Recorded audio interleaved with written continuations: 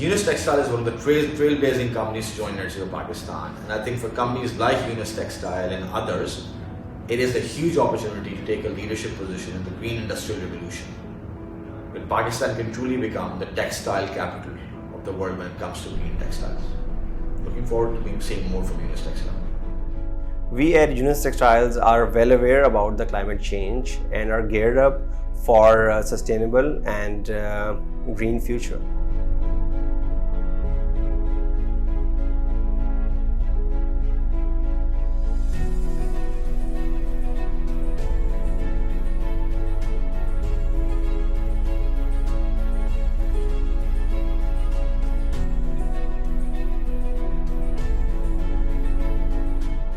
Climate change is a global issue and YTML management is taking all the necessary actions to mitigate it.